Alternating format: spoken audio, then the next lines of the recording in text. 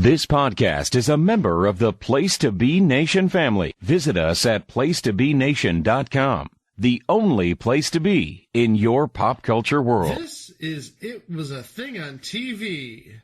Spoiler number one is Dr. Lee frowns. It stinks. What is going on? What is going on? Episode 87, submissions number 139, 310, and 311. College comedies of 1979, Delta House, Brothers and Sisters, and Co-Ed Fever. Guys, it's time to go back to school. Mm-hmm. I've already gone back to school, and they're kicking all of the undergrads out. Grand opening, grand closing. Yeah. Well, I'm back at school too, or back at work, and the kids will actually return the day this is released on Monday the 24th. And we felt it was appropriate to do a back to school special, even in these weird times. We actually planned this ages ago before COVID happened. So, yeah, it's a different time. It's a different college experience now, but hey, whether you're learning in the classroom or virtually, it's still a good time to go to school. Oh yeah, it's a good time to get educated. Yes, because Lord knows it's been a long time since most people have been in a classroom. So, especially here. Mm-hmm. Yeah. So back in 1979. There were three comedies that debuted on TV almost like one after the other. Like within, I think we determined about 2 to 3 weeks of each other. Mm-hmm. And they all have one thing in common. They would be gone before April. Yeah. Well, and also, every network tried doing their own show, trying to capitalize off of Animal House. That was sort of the basis for these shows is, Animal House was a huge success. John Belushi was absolutely amazing in that movie. Let's capitalize off of that by bringing the Animal House experience to the small screen. Yeah. And the first one was actually the most authentic of the three. It was called Delta House. It was the one that actually was spun off from the movie. And of course, we have to do the specs here. Delta House aired on ABC from January 18th to April 21st, 1979, for a total of 13 episodes.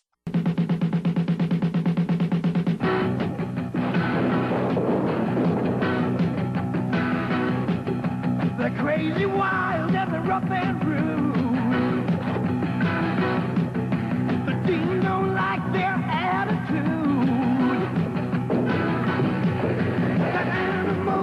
Fraternity, well, it could mean the end of you and me.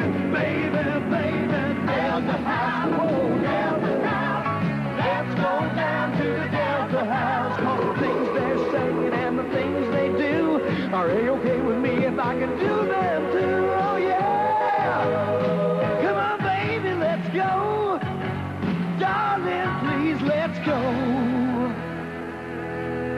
Let's go down to the Delta House. Let's go down to the Delta House. Let's go down to the Delta House. So as I mentioned, this is truly like a televised spinoff of Animal House. Even down to some of the main characters. You had Dean Wormer from the movie. You had Flounder, D-Day, Hoover. And you didn't have Bluto Blutarsky because that was John Belushi, and John Belushi was part of NBC, not ABC.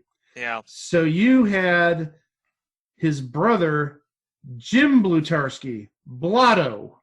Not Bluto, Blotto. Blotto. Wow. Blotto. What great imagination there. Yeah. Yeah, what Of course, this was explained away by saying Bluto was drafted into the army. Yeah. Right, like they'd accept him. Hey, I'm just telling you what Word of God tells me. And Word Okay, of God continue. also says that Wormer, Flounder, D-Day, and Hoover were all played by the people who played them in Animal House. Yes. And we'll get to those folks in a moment. So the whole deal with Blato Blutarski, with the brother, he was originally going to be denied enrollment at the school because of his relation to his brother. Oh yeah, we had Bluto Blutarski. Oh, this Jim Blutarski wants to come to our school? Not a chance. We're not going to have that guy at our school. Yeah. Spoiler, you did. Mm-hmm. But going through the cast list, now again, the names are, a lot of them came straight from the movie. And we'll start off first with Dean Wormer himself, John Vernon.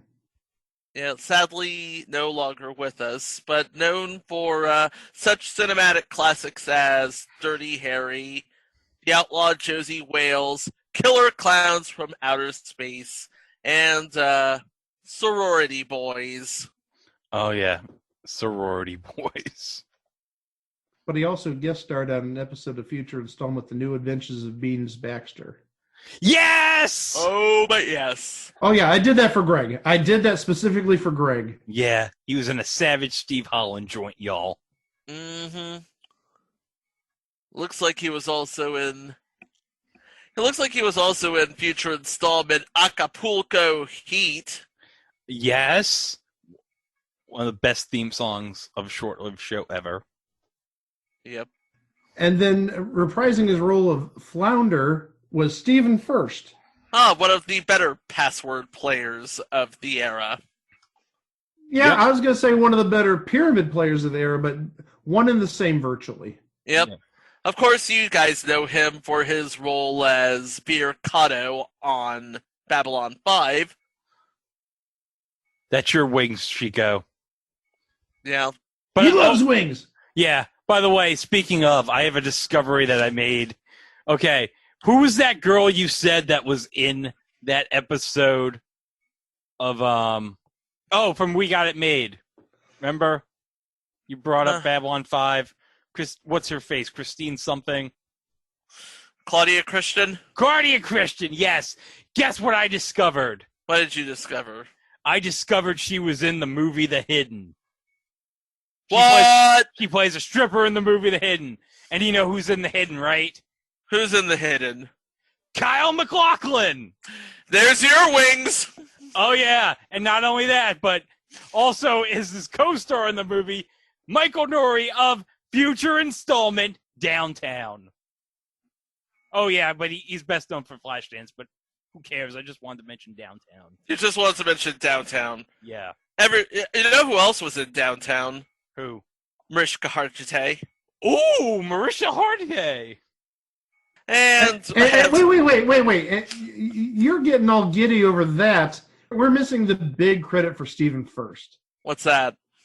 A little show called Saint Elsewhere. Yeah! Oh, yeah! The big one! Yeah. We covered that on a past episode, by the way. Yeah, and we're not going to cover it on a future episode because it's a good show. Oh, and also, since you guys are talking about your wings, well, Stephen First, he was a guest on an episode of My Wings, Night Court. There we go. It's come full circle. We've hit everybody's wings. Crazy people living under a rock don't know wings. I love wings. Next is D-Day, played by Bruce McGill, who is basically known for being that guy in that thing because who got his credits? Oh, yeah, he's very distinguished, Bruce McGill. Oh, yeah. Especially if you're a fan of Seth MacFarlane's work, because he's done voices for The Cleveland Show. He played Lloyd Waterman on The Cleveland Show. Of Waterman Cable. Mm-hmm. Yeah. And then he played a judge on American Dad, and then he played Lincoln's something or other on Family Guy. So he was basically that guy in that thing. in that Seth MacFarlane show, not called the Orville. Hey, he just needs one. He just needs the Orville for the quad. Yep. Come on, Seth, make it happen. Guys, now we get into the big one. Oh no! Here we go. Okay, big in Greg's opinion, but Yeah, big being a relative term at this point. Well, once you hear who it is, you'll hear Greg mark out. We'll just get out of the way. J.B. Widows. Yeah. You mean J.B. Widows, a future director of future installment Broke? Yes, that J.B. Widows. Yes, J.B. Widows is a director now. No, Yeah. we mean Jamie Widows, whose birthday it was on the day Magnificent Beard Guy won $30,000 at Match Game Hollywood Squares. Woo! Yeah. Woo! Yeah, but if you look at his credits, it seems like he's known more or less as a director nowadays because, oh god, all these credits. Reba, My Wife and Kids, King of Queens, 8 Simple Rules, Out of Practice, According to Jim, The Bill Engvall Show with a young Jennifer Lawrence, Greg. Oh yeah. And then there's the lesser known stuff that, yeah. And we also should add, he was on the first season of Charles in Charge. Yes, he Yes. played Mr. Pembroke. Yep. Yeah. Before they moved to Seattle Mm-hmm. And syndication. and syndication. Now we mention the new class on the new class on Delta House, starting with, of course, Jim Blotto Blutarsky, played by Josh Mostel. What was his best known role? Being Zero Mostel's son. He was. That's true. He was. Zero Mostel's son. Yes, he was the principal in Billy Madison. That guy? Yes, he was the revolting blob. He killed a guy by sitting on someone's head. I never really thought I'd ever hear the phrase, he died because somebody sat on his head. Hey, Bradley Whitford. He was on top of those wrestling magazines in 1995. Yes, I bet he had a Wrestling Observer subscription back then too. probably. Okay, so and now comes the needful recasts. We have Thomas Holtz, who played Pinto Kroger in the movie, is now being played by Richard Sear. I don't know who he is either. Taking a look at his IMDb, this is his only credit in a TV series, and his only other credit was in a TV movie called This Year's Blonde. That's it. That's his career. That's his career. He went back to not being seen. Otter was played by Tim Matheson in the movie, is now played by Peter Fox, who is known as Reverend Mosley in the Waltons made-for-TV reunion movies. Wow. It looks like he also appeared on 14 episodes of Knots Landing in the 1984-85 season. As Tom Jezik. But he's also on one episode of future installment Cover Up. Yep. Next is Douglas C. Niedermeyer, the Sergeant at Arms at Omega House. Boo! Played by Mark Metcalf in the movie. The TV series, he's played by Gary Cookson, who is known nowadays as being either Curran or Sifford on Law and Order. He was also in one of the CBS Summer Playhouse series, Hard Hat. We should also add the last time he was on Law and Order was 1995, so we're talking a quarter century ago. Yeah. Hasn't been on a lot of stuff since. No, it's been slow for him. Yeah. Oh, speaking of slow. Oh boy. Well, Mandy Pepperidge. Who played her in the movie? Louise Weller played her. Mary Louise Weller. Sorry. Okay. Well, that role was played by Susanna Dalton on the TV show. Who? And she has had one credit since 1983. Is it Matlock? No. No. It was actually in 2018, a voice in a short called Fantasy Prone. But besides that, she was on an episode of All My Children, an episode of BJ and the Bear, future installment of BJ and the Bear, and a couple of other little roles. But she literally did nothing on IMDb between 1983 and 2018. That's 35 years. Yikes. That's a drought, yes. Mm-hmm. Next is a new character in the TV series, Muffy Jones, played by Wendy Goldman, who went on to be the stewardess in National Lampoon's European Vacation. Mike, coffee or tea? I want to go on Pig and a Poke. No. The line after when she asks coffee or tea, Clark says, "I'll have a Coke. Would you like that in the can?" "No thanks. I'll drink it here." Vintage Clark. I still want to be on Pig and a Poke. Yeah, Nowadays, because then you'd be with John Aston. You're damn right I want to be with John Aston. everybody wants to be with John Aston. And I want to be dressed like a pig. Oink oink will be pigs. Nowadays she's a producer, having produced 10 Things I Hate About You for ABC Family and Baking It for MTV. The US version, not the UK version. And in terms of acting, besides Delta House, there's really not much there. She did a couple of guest appearances on some shows, but the two shows that it says she appeared on, one of these I think is an entry, and one of these I think may become an entry. One is called Hot Flashes, which I'm pretty sure we have on the list. Mm-hmm. And the other one is called Tough Cookies, which I'm also pretty sure we have on the list. Oh, there you go. So we're 2 for 2 in that regard. Okay. And now, Mike, oh gosh, you've been waiting for this, haven't you? Yeah, 2 of the next 3 people that we cover, oh my gosh, big names. Or at least one name, but then one big name. One, I can't believe we're talking about this person on this show. Oh, yeah. Name. One superstar name. This is not, oh, look, it's Larry Linville. No, this is not Larry Linville. This isn't somebody that only the 3 of us knows. We are talking. You want to talk about known entity? This is a known entity, but we'll get there. We get to that person when we get to there. It's the last person. So yes, the first person is Greg Marmalard, the president of Omega House, originally played by James Doughton in Animal House. He is played by friend of yours, Mike, Brian Patrick Clark. Well, okay, if you say so.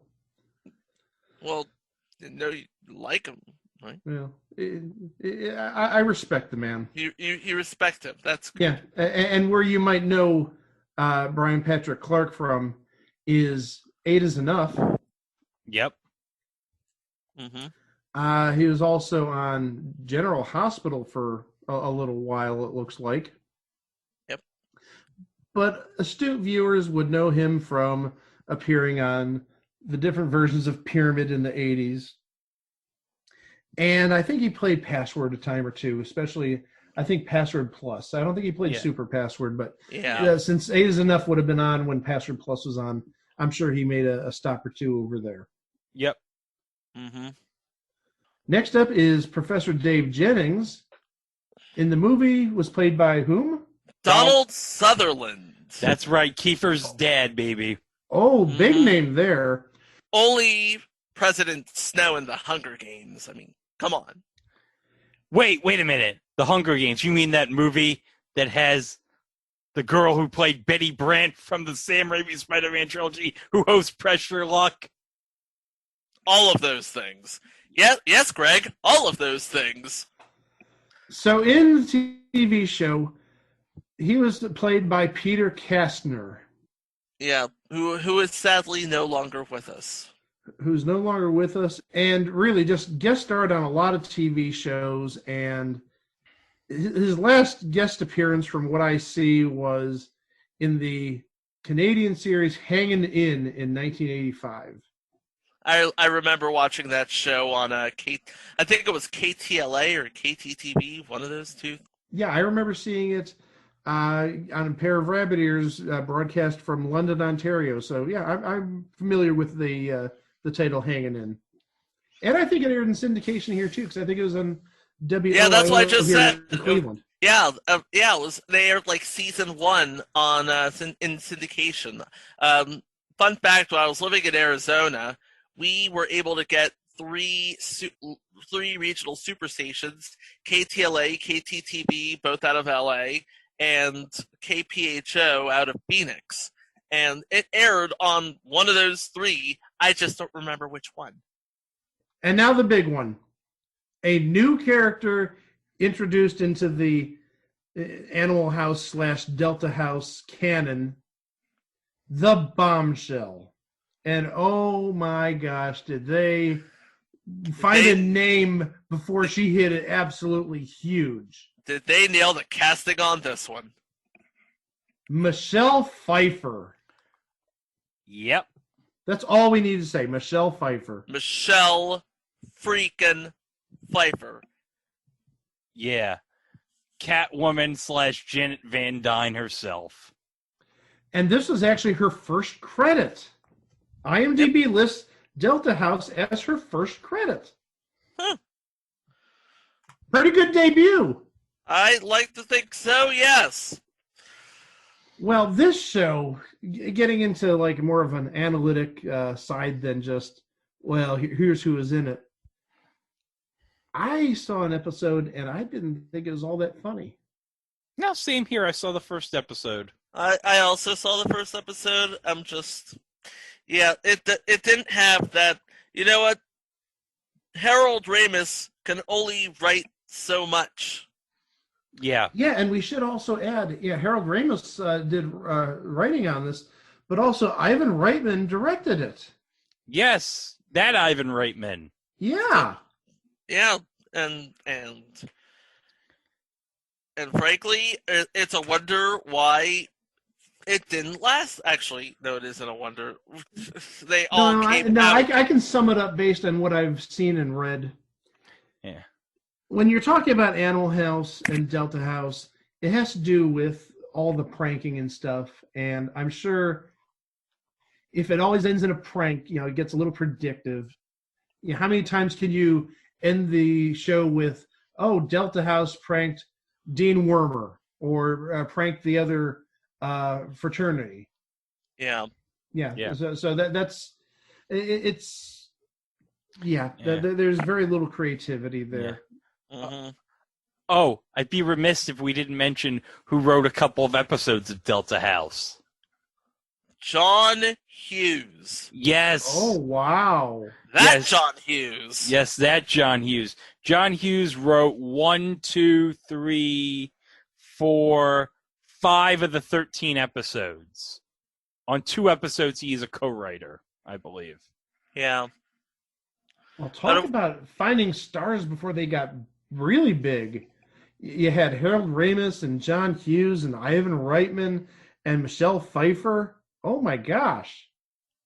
Oh yeah. That's pretty amazing for a 13-week show to have so much future star power behind it. Oh yeah. I'll tell you something else. You really want to know why all 3 of these shows failed? Crowded marketplace. Yeah. Well, yeah, as I said earlier, each of these shows was on a different network. You had Delta House on ABC, and you had Brothers and Sisters on NBC, and Co-Ed Fever was on CBS. So, yeah, they all tried their attempt at it, and it's sort of like the episode we had, about 7.5, 8 months ago at this point, on Millionaire Ripoffs in 2000. Yep. Yeah, it's just they're all trying to attain that brass ring, but none of them are really that good, and that's sort of what you have here. Yeah, and the thing of it is, you can have the best writers, and we've seen this on Nut House. You can have the best writers, best actors, best crew, but ultimately, serial television is not a movie. No. You can only do so much with it before it gets stale. And you had 3 shows on at the same time, and they all follow. You know what? I'm going to tell you right now, really quickly through the episodes, and we're just going to jot down a bunch of things that we're going to see over and over again. Episode 1, The Legacy. We meet the rowdy frat brothers and see how they love to play pranks. And in the opener, Blotto transfers to Favor, intent on keeping out of trouble, but Niedermeyer pushes him too far. He unleashes the animal side and lives up to the Blue Katarsky name. Meanwhile, Flounder's paper gets a B+, and Dean Wormer suspects him of cheating and forces him to compete for the Nerdlinger Award. What a bunch of crap! He got a B+. I know! I would have killed for a B+ in college! It's not like he got an A, he got a B+. Well, we all know that Dean Wormer is a dick. He is. He's not that smart, this Dean. No, he's not that smart, this Dean. Why do you think he's on the business end of all these pranks? Because he's not that smart. Okay. Episode 2, The Shortest Yard. Dean Wormer is impressed by how far Blotto can punt a football, so he recruits him for the football team for the upcoming big game. But when Blotto refuses to play, the Deltas substitute Flounder in his place, who by his own admission does not have a sports gene in his body. So it's up to the rest of the Deltas to figure ways to help the team win and keep Flounder from floundering on the field, and not give the Dean the reason to eject Blotto from the college. This is going to become your fill in the blank plot here. You're not gonna believe what happens. Episode 3, Parents' Day. The Deltas lure the Omegas into town and away from campus by making them believe they are leading a parade for a local congressman. Meanwhile, the Deltas switch the Greek letters on their house and the Omega's house, so the Deltas' moms and dads are visiting them in the clean Omega house, while the Omega's moms and dads end up in the messy Delta house. The Deltas switch... Ha ha ha! Another college prank! You know, Jason Bateman does it so much better. Yeah, because at least you have David Garrison assisting. Mm-hmm. Episode 4, The Guns of October. A speech by JFK leads to Omega opening an elite bunker for survival with campus security funds. When a faulty test alarm sounds like a real warning of missiles launching, everyone goes into action, the Deltas throwing a welcome Russia party to end all parties, while the Omegas just prepare for the end. Meanwhile, Professor Jennings gives Flounder an interesting assignment. Prove that he exists. Prove this show exists. Well, in fairness, it did seem like at that time in 1962 it was the end of the world, so... Yeah, valid point. Yep. Episode 5, The Lady in Waiting. Spelled Weighting. Dean Wormer gives Delta House a week to clean up the house, so they hire a house mother to help get things together. Meanwhile, Blotto enters a weightlifting contest to win the money that is required to make repairs on the house. Okay, now this has suddenly turned into the Three Stooges NES game. Having to raise money to fix the orphanage. Never thought we'd see a Three Stooges NES game reference on this podcast. We'll cover that on the spinoff podcast. It was a thing at the home arcade. Yep. Episode 6, The Draft. Dean Wormer fixes it so that D-Day receives his draft notice, so the Deltas throw him a party to see him off. But tensions arise between the Deltas after D-Day's departure, which leads to Hoover moving to the dorm. Flounder and Pinto to a civil rights activist pad, Otter alone in Delta House, and blow up a tree. Literally. You don't suppose D-Day's the glue that holds this madness together, do you? Yeah, I mean, come on. It's Bruce McGill. Yep. Well, also, I want to note that there was a special guest star in this episode. Oh. Who? Yeah. A gentleman by the name of Dick Wilson. Who is Dick Wilson, you ask? Who is Dick Wilson? He played Mr. Whipple in all those Charmin ads. Whoa! Just whoa! All the whoa right now. Well, but also another thing, myself and Greg, before the show, before Chico hopped on, I shared this nugget of information with Greg, and we went to his IMDb, and when he appeared on TV shows, he was definitely a victim of typecasting. He was. Because I'm going to go through some of the roles that he played. Well, first off, not typecasting here. In the premiere episode of Square One TV on MathNet, he portrayed a grocer. That's not typecasting at all. Well, no, that's not the typecasting I'm talking about. On the 1983 show, and also future installment, Small and Fry, in 4 different episodes, he portrayed a barfly. That's not typecasting. Oh, just you wait. Oh. On an episode of Alice, he portrayed a drunk. That's definitely not typecasting.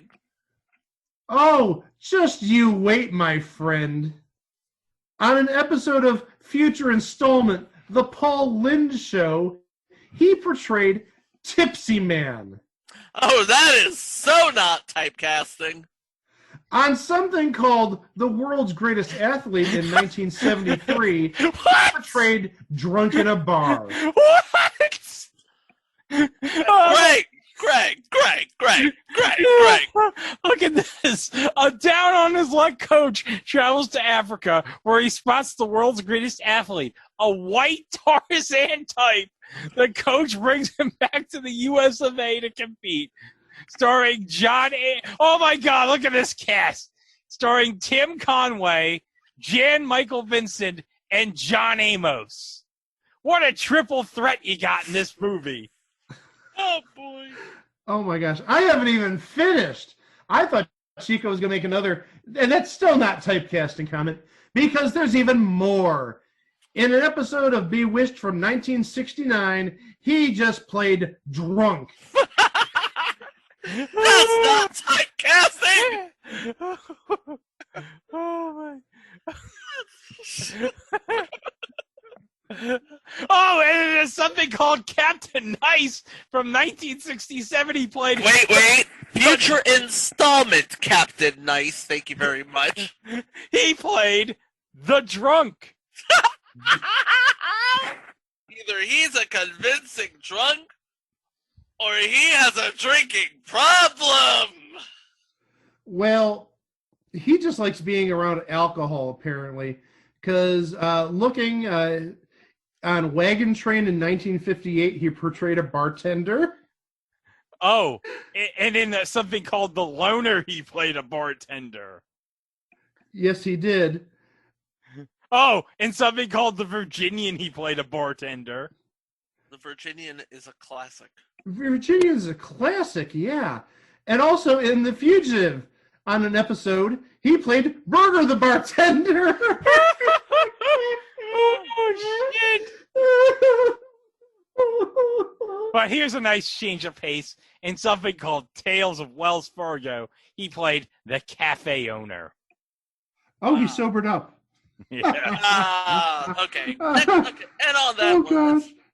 I'm sorry. I'm dead. okay. Mr. Whipple was a frigging drunk. Drunk. He couldn't stay away from the alcohol. This is the information you get on this podcast. Mr. Ripple was an effing drunk. Yep. Oh my gosh, that's great. Okay, go to episode 7. Episode 7, The Deformity.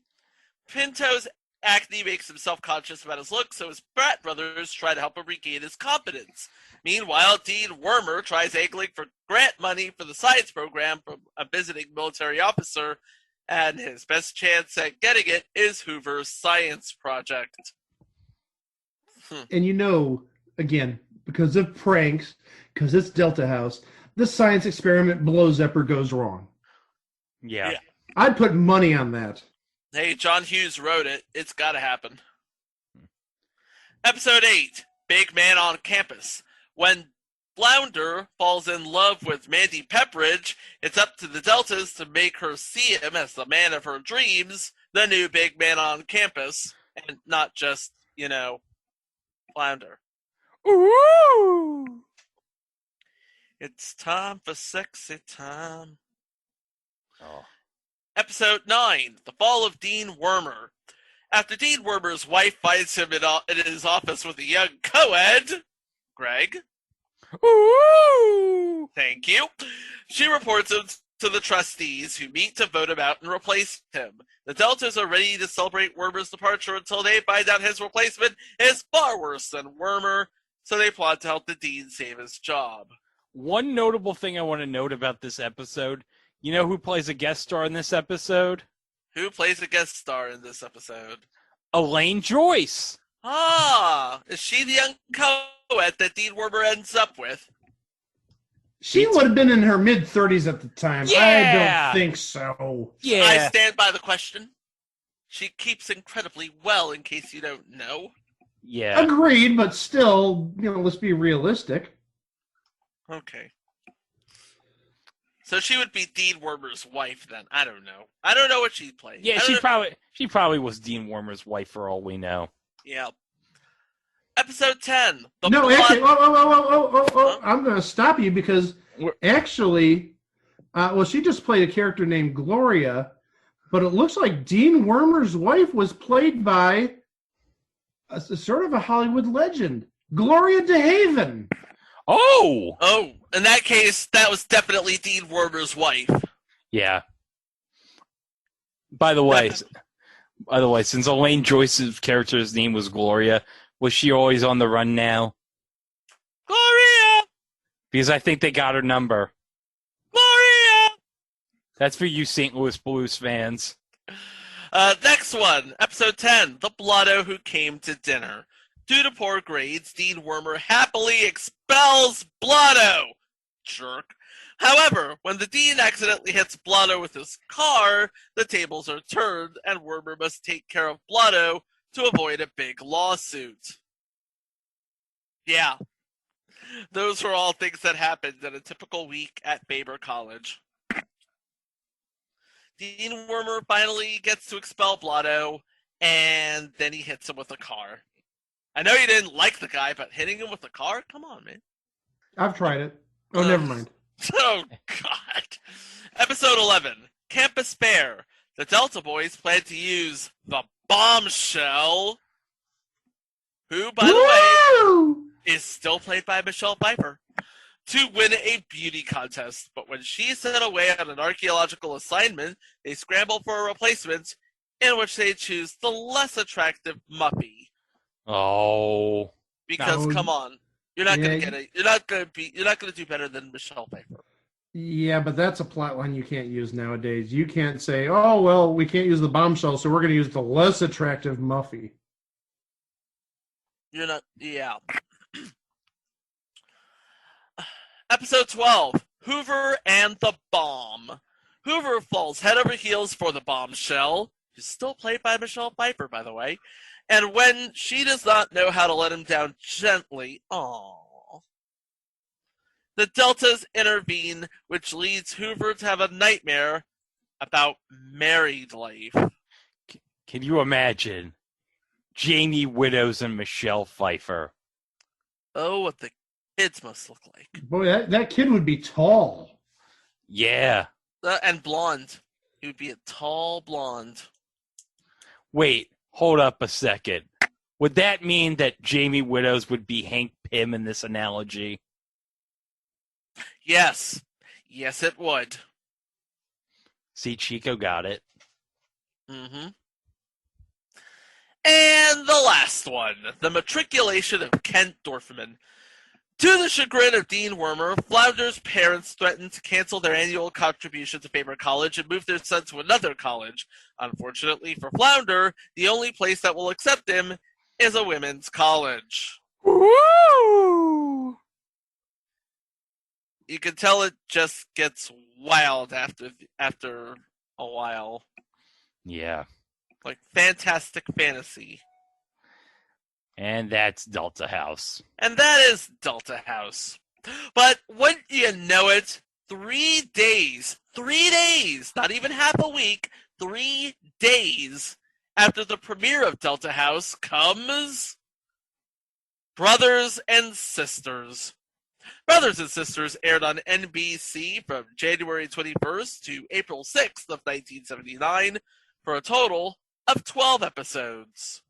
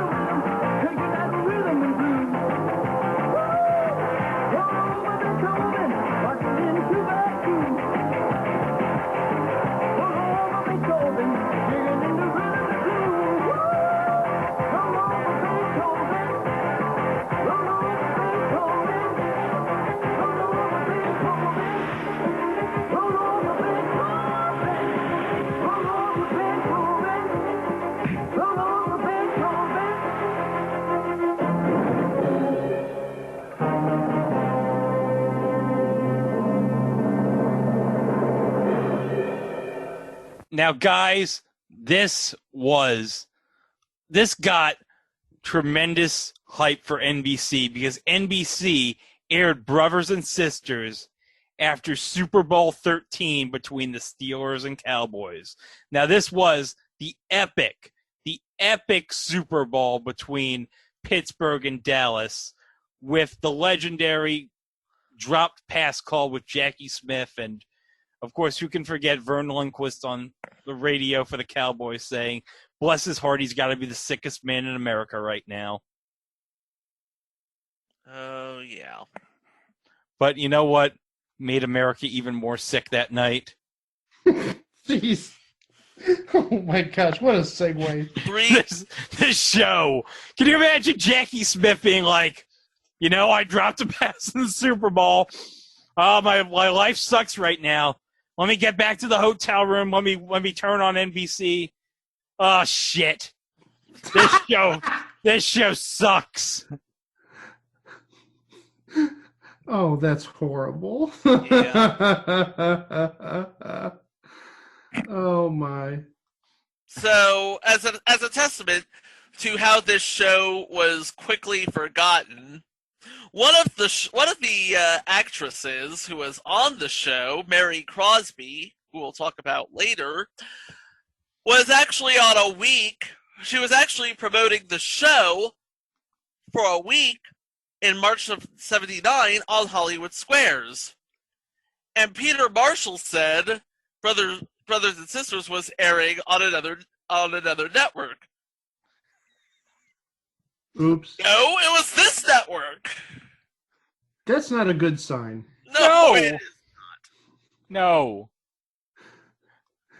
When Peter Marshall says, your show is so bad, I want it to be on another network. No, that's not a good sign you're going to be sticking around. No, it is not. Oh, my gosh. And sure enough, a couple weeks later, it ended rather quietly.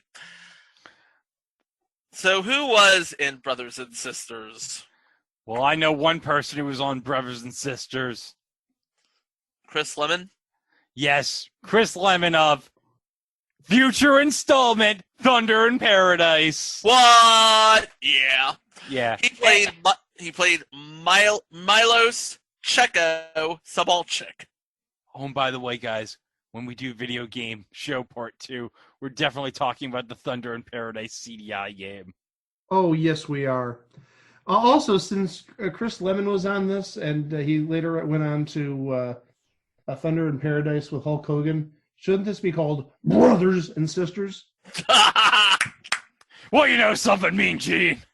Life here, I've been hanging and banging here at the dorm with Hacksaw Jim Duggan. Oh! Oh, my God. There you go. I got Brother Brunei here. Brother. He's doing all the strutting cutting here. Oh, my. Yeah, this has just gone completely off the rails here. Okay. Yeah, moving on. Moving on. Then you have John Cutler, who plays Stanley Zipper, a.k.a. Zipper. Wait, Zipper! I knew Man, out of the park! Grand slam! I play for the Padres. Thank you, Fernando Tatis. I It's a good thing I'm not Chris Woodward. oh. Next, I'm going to do my impression of Tom Brenneman. No. No, we're going to save that for the end. Yeah. No. Oh, no. Let's not play our cards yet for Tom Brenneman. Okay. Yeah. And John Cutler did like nothing. I'm not even joking. Yeah. He had some small parts. Yeah, his latest part was actually as underground tech in The Running Man. Oh, my God. So he's helping Richard Dawson out Yeah, he was helping Richard Dawson out. with Kurt And- Fuller. Yep. And rounding out the trio of Pi Nu fraternity, nicknamed the Le Dump, Randy Brooks, who played Ronald Holmes III. And he later went on to a number of soap operas, playing Nathan Hastings in The Young and the Restless in the mid-90s, looks like 1994. He was also on Generations, if you remember that, back in the early 90s. No. I do remember that. I remember it. I'm one of like 5 different people who remember that. Oh, and he was also on an episode of Thunder in Paradise. Oh, he was reunited with Chris Lemon. Great. It's like, I haven't seen you since college. But his biggest role was actually Holdaway in Reservoir Dogs, so he has a decent career for himself. Yeah. And then on the other side of campus, you have the Gamma Iota sorority. And in said sorority, you have Mary Crosby, who played Susie Cooper. Oh, and hold up. Who did Mary Crosby notably play? Kristen Shepard, a.k.a. I'm the bitch that shot him. Yeah, she Like, shot. yeah, I was about to say, yeah, that was my piss poor Aaron Burr, by the way. Wait, don't you mean? Oh, Burr. He hasn't seen. He's never seen Hamilton. He's never seen Hamilton. Anyway, But He's yeah, seen milk commercials. yeah. So yeah, Mary Crosby played Kristen Shepard on Dallas, who was the girl who shot Jr. and we also have Amy Johnson as Mary Lee. Not that Amy Johnston. No, Amy Johnston, known for the Buddy Holly story and not much else, I'm afraid. No. I feel like I need to apologize to Joe. Sorry, Joe. Yeah. Not Amy Jo Johnson, Amy Johnston. And of Yeah. course, rounding out the cast is Larry Anderson. Yes, that Larry Anderson. Wait, hold up. The relief pitcher, Larry Anderson? Not that Larry Anderson! Yeah, not the Larry Anderson that got traded for Jeff Bagwell. True story. Look it up. Mm-hmm. It's like, not that Larry Anderson, the other Larry Anderson. Martin, he played Buddy Lesko on Webster, Martin Fleming on Nightport, and also on future installments, Rags to Riches, She's the Sheriff, and Life with Lucy. Now, how dare you forget what else he's done? He Oh, was the yeah. host on Truth or Consequences in 1987. Of course. And he hosted at least one iteration of the California Lottery show. Yep. I think he did Big Spin. Yeah. Oh, yeah. Fun fact, he also played the pre-surgery Michael Knight on Knight Rider. Ooh. Yeah. He played Michael Long, who was badly injured in a car crash and reconstructed to look like David Hasselhoff. Lucky guy. Lucky guy indeed. Lucky bastard. Next is Roy Teicher, who played Seymour. I don't know who this guy is. No. All I know is he wrote a lot.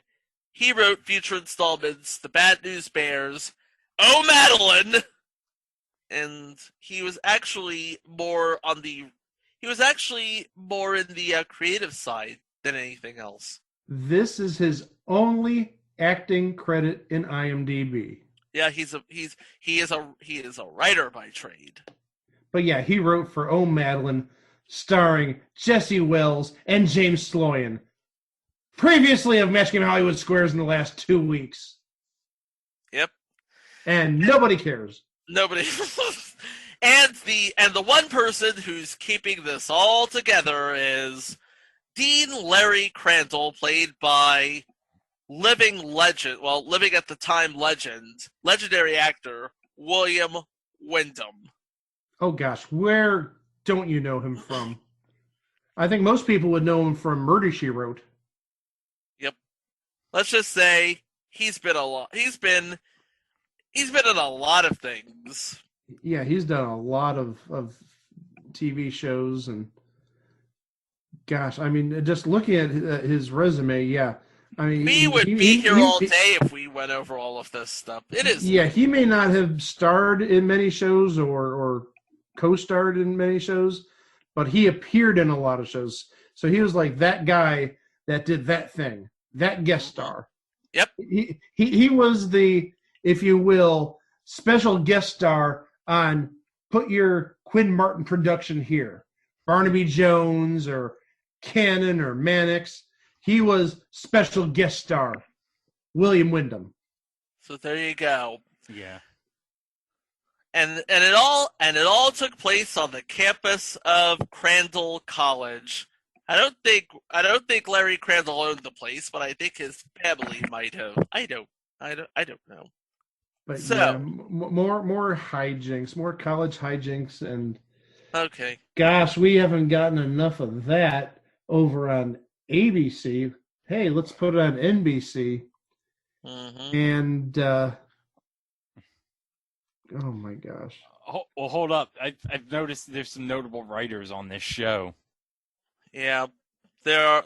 We'll mention them as we go over the episodes here. The first one is, of course, the pilot, written by Ron Levitt and Brian Levant, and directed by Lowell Gans. Accepting a wager from snooty pie new President Harlan, Zipper unwisely bets his entire tuition he can lure beautiful sorority girl Susie Cooper into his bedroom by midnight.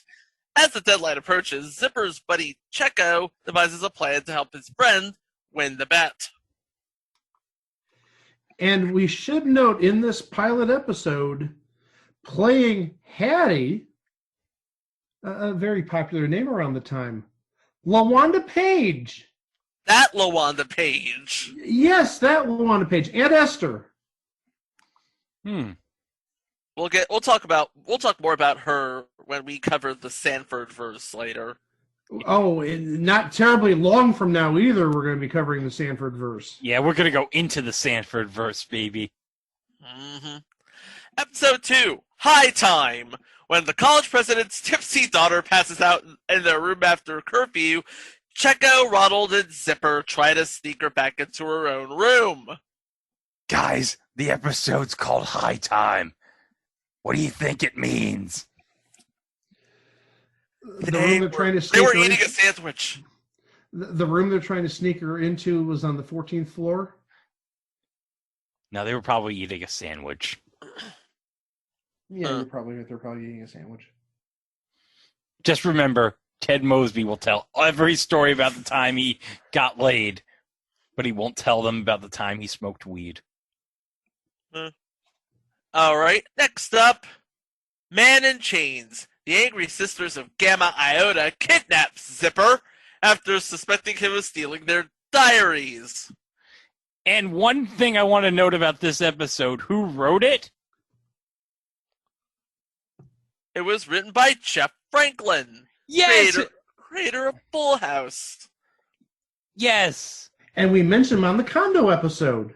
Yes! But also, did you see who directed this episode? Dick Morton! Yeah, Dick Martin. Dick Martin? Yes. What?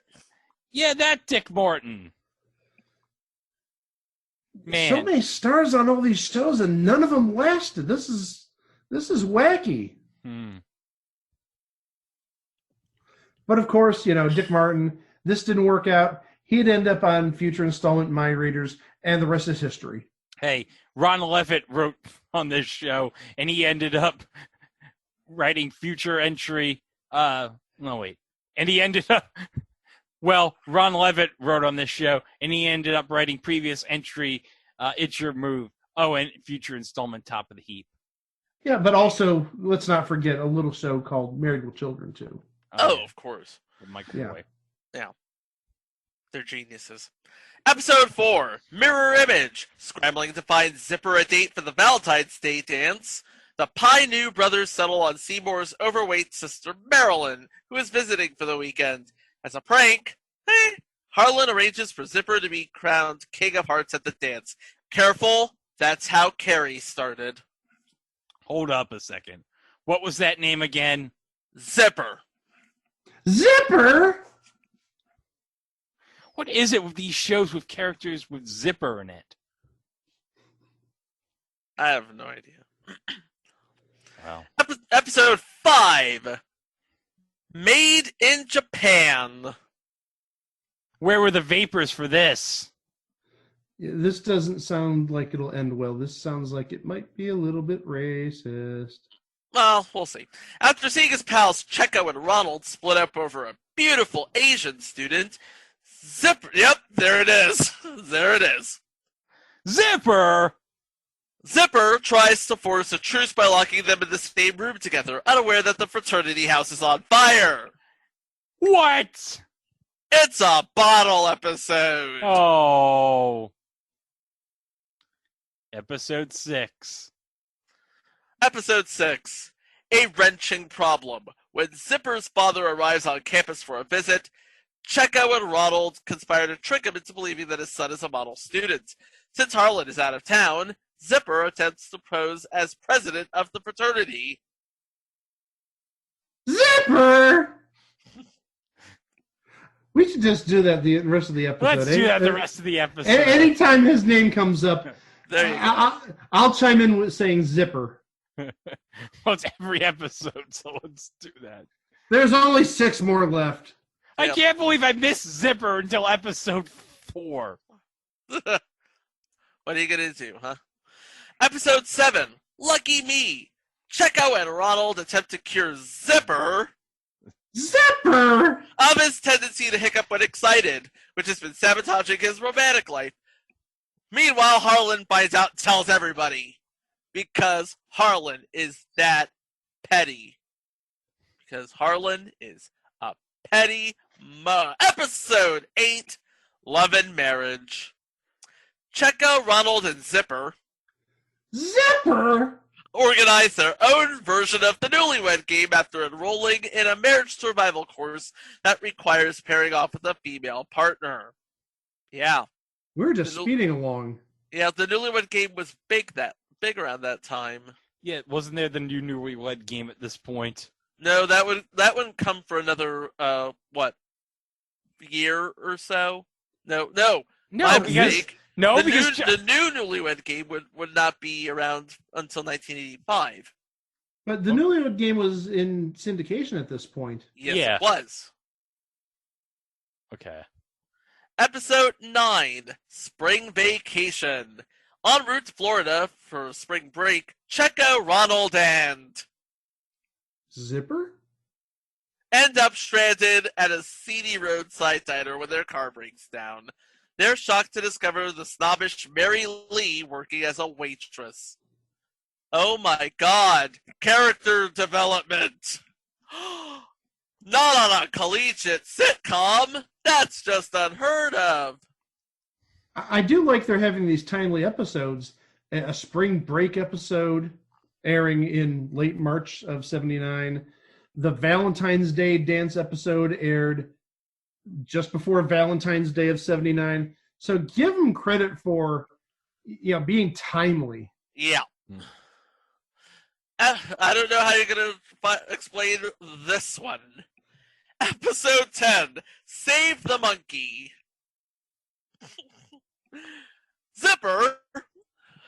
Zipper creates chaos when he rescues a chimpanzee from a fatal research experiment. Mary Lee is not too happy when she winds up babysitting the lovable chimp who mimics her every move. Isn't this the plot of that Matthew Broderick movie, Project X? Yes.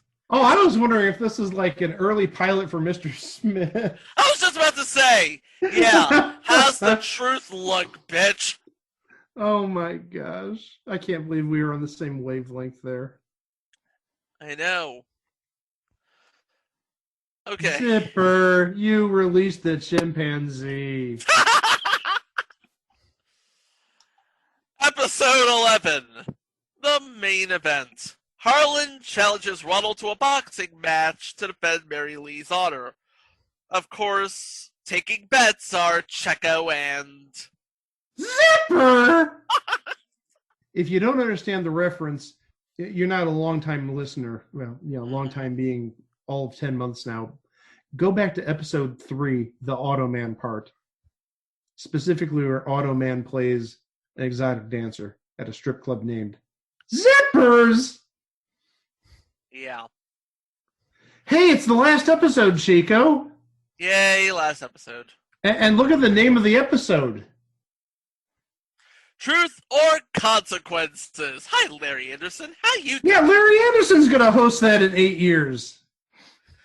Harlan cheats on a calculus exam, and who's blamed for it?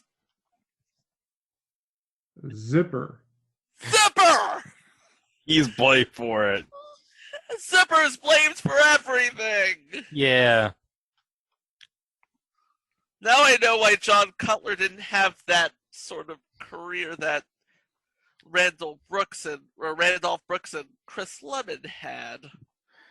Yeah, well, at least Brian Levant was saying, you know what, in about another 10 years, I'm going to be directing movies like Beethoven and Jingle All the Way, so I don't have to worry about this ruining my resume. Oh, and in 10 years, I'll also be the executive producer on Pachinski. Yep. That's previous installment, Puchinsky. Oh my gosh. Let's end the pain for once and for all. We've covered 2 of these. There's one more to go, and this one's going to be a quick one because it aired one time. Oh, thank God. You heard me correct. And the show we're talking about is Co-Ed Fever. Co-Ed Fever aired on CBS a single time on February 4th, 1979. 1 aired episode, 5 unaired, 6 total. Dear Mom and Dad, I'm fine. How are you? School's okay. There's not much new. My check this month didn't go too far. I lost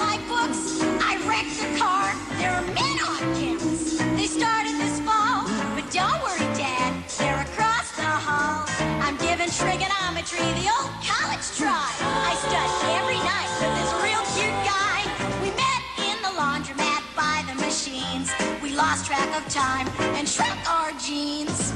Things are better than they were last year. Maybe it's because the men are here. There's more activity and more motivation. We're really getting a co-education. I'll bring him home at the end of the quarter. Gotta go now, your loving daughter. So this had a killer lead-in. They aired Rocky, which in 1979 was still a huge success. That was 3 years after Rocky, and the sequel would be coming out in 79. Right. Yep. So they probably So, aired the movie to piggyback on the sequel being released. yep. And when the movie was over at 30, here comes Co-Ed Fever, who was supposed to be the next big thing. And it fell flat. Yeah, the ratings absolutely sucked on it. And CBS said, nope. Our experiment into college comedy is done. We're not even going to give this another week. Nope. In 2002, TV Guide actually listed Co-Ed Fever as the 32nd worst TV show of all time. Yeah. Wow. And there's nothing online about it except Well, yeah. except for an open. Yep. Yeah. Truth by consensus Wikipedia that says that it was centered around the co-eds of Baxter College, a former all-female college, which just went co-ed and welcomed in male students. Students like Tucker Davis, played by David Keith, who was more known as Wade on Hawaii Five-0. And more well known as Jack Porkman in Major League 2. Parkman doing his little shimmy. It makes the women here in Cleveland puke. And next is Christopher S. Nelson, who plays Doug. Yeah, all he has nowadays is stunt work. 1993's RoboCop 3. Yeah, this is like his only regular acting gig. And when I say regular, it appears he appeared on all 8 episodes. Well, no, wait. Now we have a conflict because it says 8 episodes, and Truth by Consensus Wikipedia said 6. So however many episodes there were between 6 and 8, he was on all 6 or 8 of them. He was like, how many was he on, 6 or 8? He was on all of them. Next is Michael Pasternak, who played Gobo, not that Gobo. Oh. I'm sorry. I was hoping for a Fraggle Rock reference. Well, there you go. There's your Fraggle Rock reference.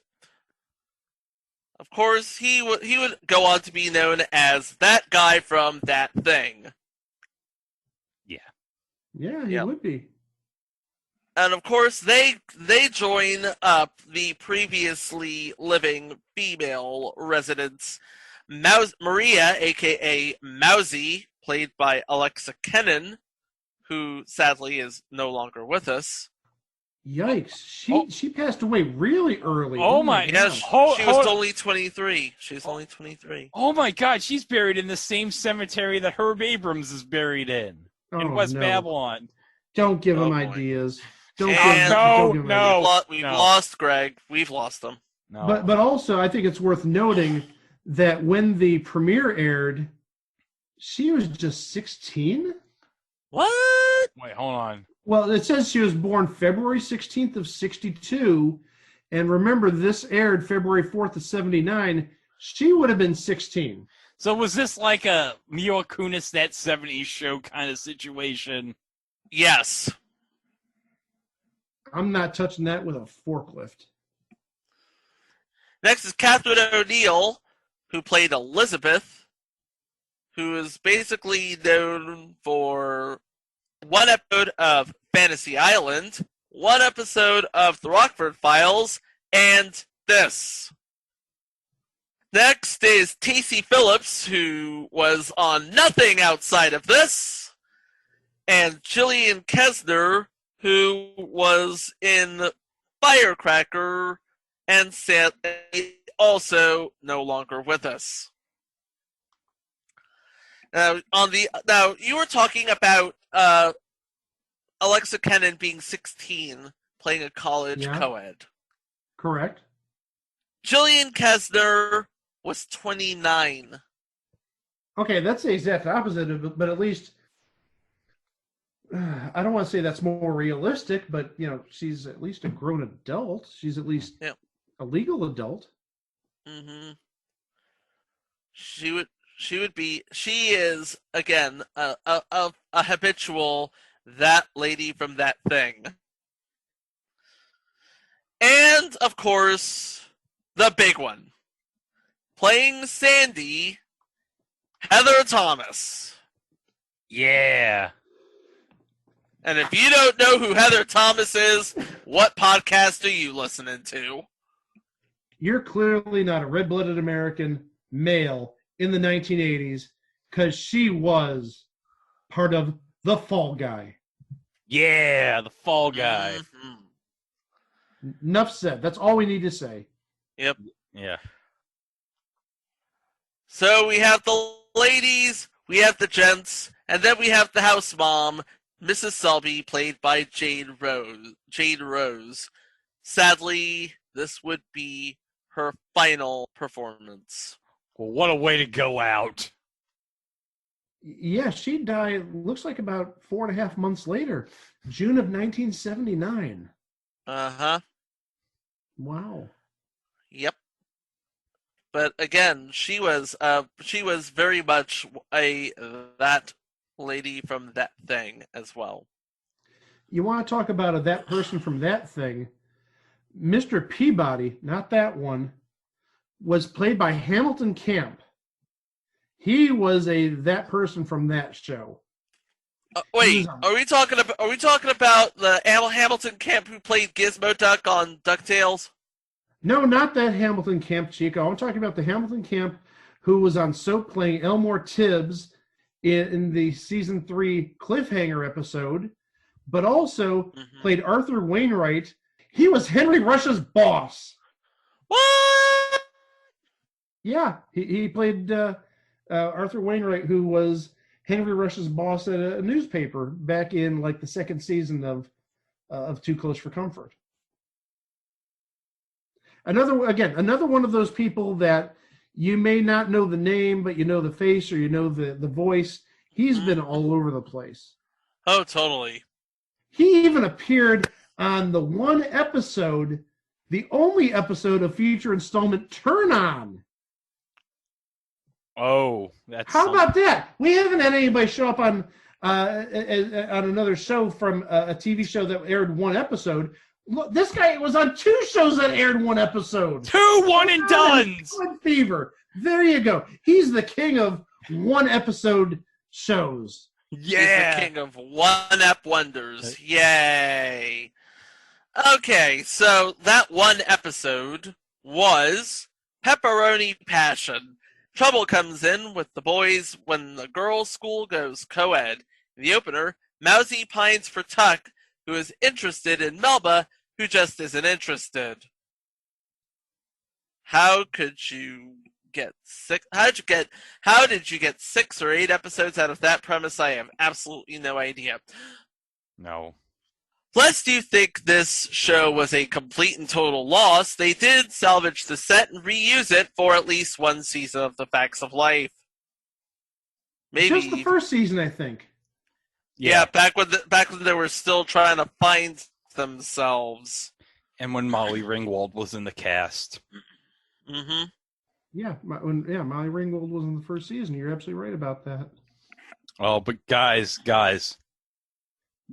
you know what replaced Co-Ed Fever on the CBS schedule? What's that? A sitcom called Billy. No.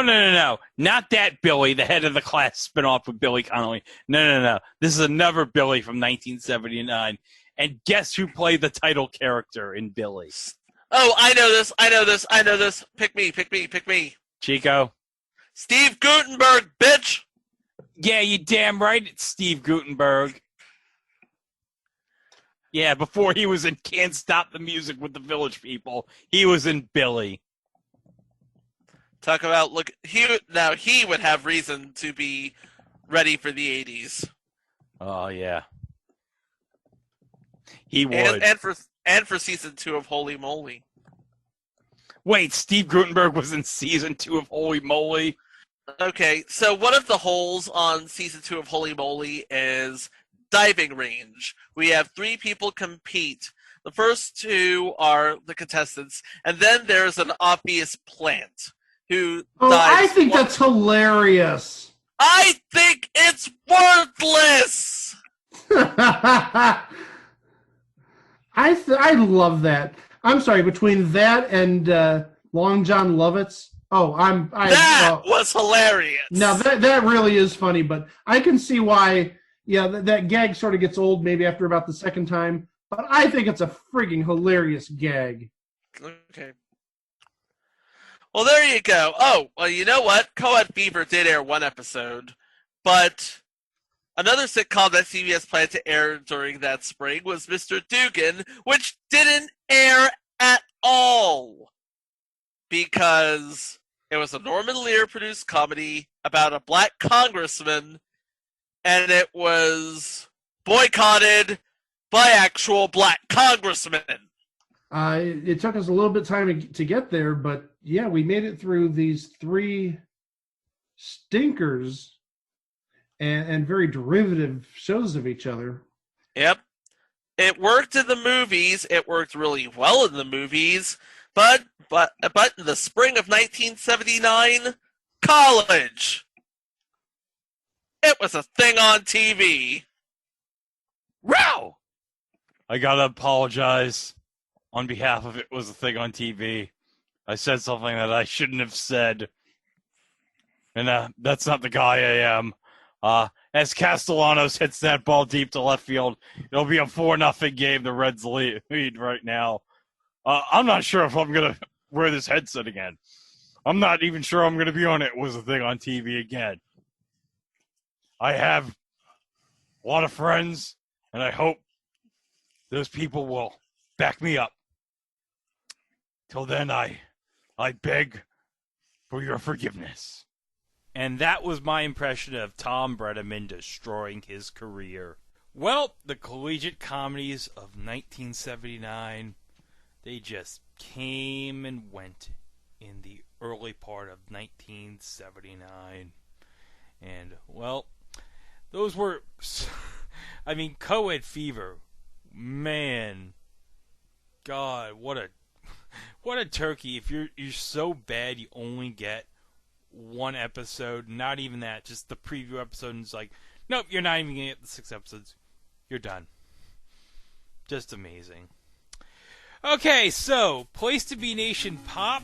We've had some stuff come up onto the feed over the last week or so. In the latest episode of Laugh-In Theater, Andy Afferton welcomed back Jennifer Smith to do a live watch of the 1999 comedy Office Space.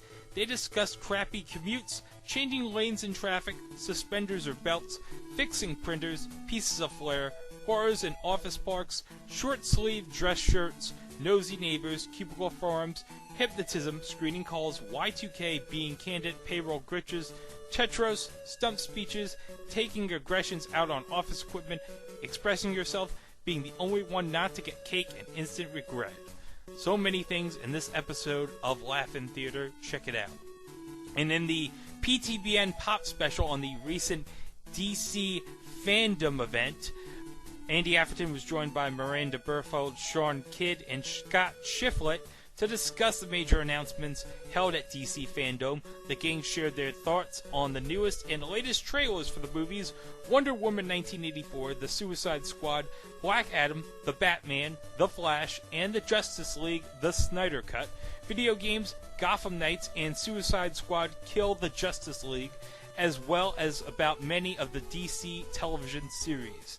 And in the latest episode of Diamond Conversations, the show welcomed former 1986 New York Met catcher Barry Lyons, Follow us as we walk back through Barry's career, chronicling an amazing 1985 minor league campaign that ultimately would help him secure a spot on the Mets for many years as a backup to Hall of Fame catcher Gary Carter. A very good episode of Diamond Conversations. You should listen to that when you get a chance. Also, be sure to check out the PTPN Wrestling Network, which includes a dive into topics running the gamut from today's WWE through yesteryear. The feed includes the Place to Be podcast, Main Event, Jenny and the Gems, Body Pressure Luck, PTP NXT, the NWA Saturday Special, NWA Crack and Roll, Highway to the Impact Zone, and so much more. Subscribe today. And while you're at it, subscribe to Jennifer Smith's The Jenny Position feed as well. It's the home of Geek and Sassy, Talkin' Pop, Freak Out Driving, The Journey Through Infinity, Telling Stories, the Brother Sister Rewatch Podcast, Bianca's First Time, and more. And also check out the North-South Connection that's just brought to you by JT Rosero, Chad Campbell, and Aaron George. That's the home for Wrestling Warzone, Don't Hold Sport, The Extreme 3A Dance, the Ruthlessly Aggressive Podcast, Carolina Dreaming, Jeff Learns Wrestling, and more. And on the social media pages, we got the greatest song from a movie tournament in the second round right now. Keep tabs on the tournament Facebook page for details. And of course, we got the 2020 Stretch Project that's determining the greatest WCW match ever. You have till the end of the year to do research, promote matches, and build your list. Conversation rules can be found at www.facebook.com/GWCW matches or on the Pro Wrestling Only message board. And be sure not to forget to check out PlaceBeNation.com each and every day. We have new voices and fresh takes bringing you articles on topics in the worlds of wrestling, sports, and pop culture. That includes Trent's SmackDown on Fox Report, This Week in the WWE by John Crow, Steve Riddle's Wonderful World of Disney Reviews, Paulie's Perspective, Matt's live-action Disney movie reviews, and Ben's Unpopular Opinion. And if you're doing online shopping at Amazon.com right now, be sure to click on the Amazon banner on the right side of the PTBN homepage or use www.placetobenation.com/Amazon. It'll take you right to Amazon and will help out PTBN at no cost to you. Okay. So we are on our second and final topic of the day. We go back to 1983 when the long-running comedy MASH ended on CBS, and, well, CBS decided in 83 we got to keep this MASH money train rolling, so they brought back 3 of the characters from MASH, and they spun the show off in a hospital in the Midwest, and, yeah, it didn't go too well. So here we go. It's the 1983-85 spin-off of MASH, AfterMASH. Enjoy. Episode 88, submission number 218, AfterMASH. AfterMASH aired on CBS from September 26, 1983 to May 31st, 1985 for a total of 31 episodes, one of which went unaired.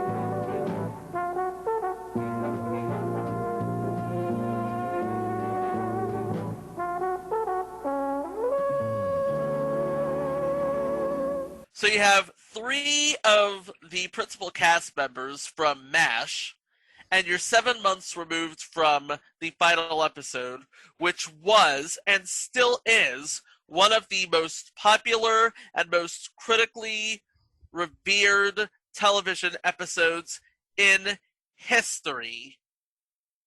So what went wrong? I guess we're going to find the answer to that one, aren't we? Yeah.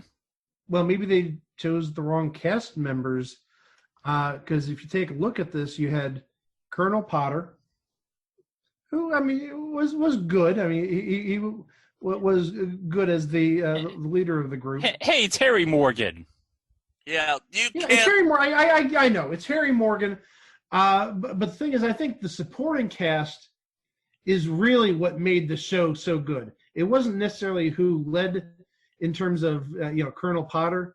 When you're talking about Hawkeye and when you're talking about Radar and Klinger and Hot Lips, that I think really is who made MASH. And also we should include our favorite McLean Stevenson. Yeah. So yeah, the three characters that were spun off on this show were Colonel Potter and Klinger and Father Mulcahy, William Christopher. So you don't have Radar, you don't have Hot Lips, you don't have, I mean, Trapper John went on to bigger things. You don't have Hawkeye. I mean, Hawkeye's like the big name, and I'd say also Hot Lips 2. I mean, Klinger, I would say, is like number 2. And then like Father Mulcahy is like, I'd say legitimately like number 5 or number 6. Yeah. Mm-hmm. Yeah, I mean, compared to again Trapper John and Hawkeye and Radar and all them. Yeah. You didn't really get the 3 best characters. You got like you got maybe number 2, number 4, and number 6. Yeah. No due respect to William Christopher, but Bit player. Yeah. But yeah, I mean, it's one of those shows where it has everything going for it, and yet it fails. I'm still confused. I guess we'll find out more as the night goes on here. But about this show, it is, in every form and facet, a continuation of the story set by MASH. Yeah. We have it all starts with the forced retirement of Colonel Potter, returning home to his wife a day early, I should say. Yeah, he got home a day early to surprise her. Mm-hmm. And he was not a big fan. And remember, September of '53, veterans from the Korean War, they were looking, now that they're out of the war, they're looking to find themselves on the home front. Yeah, they're looking for jobs. Yeah, and Colonel Potter was among them. Oh, and so he decided that he would return. He didn't decide it. Mildred, his wife, decided maybe you should go back to work. So he was hired to work at General Pershing Veterans Hospital, or as they call it, General, in Missouri. Dum-dum. Yeah, General. And of course, the person overseeing him was administrative bureaucrat Mike D'Angelo. And yet, he still didn't find himself fulfilled until he wrote a letter and got an old friend from Toledo to join him. Old friend from Toledo, who would that be? That'd be Maxwell. That'd be Maxwell Klinger. Not Maxwell Klinger, and his wife, Soon Lee. Who was introduced in the final 2 episodes of MASH. Yep. So we sort of have 4 people from MASH on this show. Well, 3 regulars and Klinger's wife. Yeah. So how does Father Mulcahy figure into the situation? I'm glad you asked that. So, as you know, on the final episode of MASH, his hearing was damaged, and he was also suffering from depression. So Potter arranged for Mulcahy to receive an operation to restore his hearing, and after that, he stopped drinking and joined Max Klinger and Colonel Potter at General as its Catholic chaplain. So, we have our 3 particulars and Soon Lee, and they're all together here at General in the middle of Missouri. So, what kind of shenanigans would they get into? pretty sane, pretty quiet ones, it turns out. In fact, the only other character to appear on AfterMASH was Radar, who was in a two-parter. Yeah. And I think it was actually promoted on Match Game Hollywood Squares Hour. Yeah, because they do promote. Because when Gary Berghoff was on, his two-parter was on that week, and Gene mentioned it in one episode. And I think that was the only time Gary Berghoff was on that show on Match Game Hollywood Squares. So I'm looking at the cast, and it looks like only those 3 people would be on all 31 episodes. Of course, you have several other people who would be there for the great majority of the episodes between both seasons. But yeah, those 3 were it. Yeah, let's talk about the characters that occasionally appeared or primarily appeared. Okay, again, we talked about the first 3. Colonel Potter, Max Klinger, and Father Mulcahy. They were played by their respective actors. Harry Morgan, Jamie Farr, and William Christopher. Then you have Rosalind Chow, who would go on to, of course, be Keiko O'Brien on Star Trek The Next Generation. Would she be O'Brien's wife? That would be O'Brien's wife. Yeah! She played Soon Lee. Yeah. And also, Rosalind Chow is going to be in the 2020 live-action remake of Mulan. Hi, Disney Plus. How you doing? Yes. Because, they need a plug from us. Mm-hmm. And then you have Klinger's comic foil, played by Brandis Kemp, Alma Cox. Alma Cox. She is the comic foil to Max Klinger. Okay. Now, Brandis Kemp, Fridays. She was on Fridays. Sadly, no longer with us, though. Oh. Yeah, just passed about a month and a half ago. Mm-hmm. July 4th of 2020. So last month. Yeah, not that long ago. Yep. And then you have the character of Mildred Potter, who was actually played by 2 people. Barbara Townsend played her in season 1, and Anne Petoniak played her in season 2.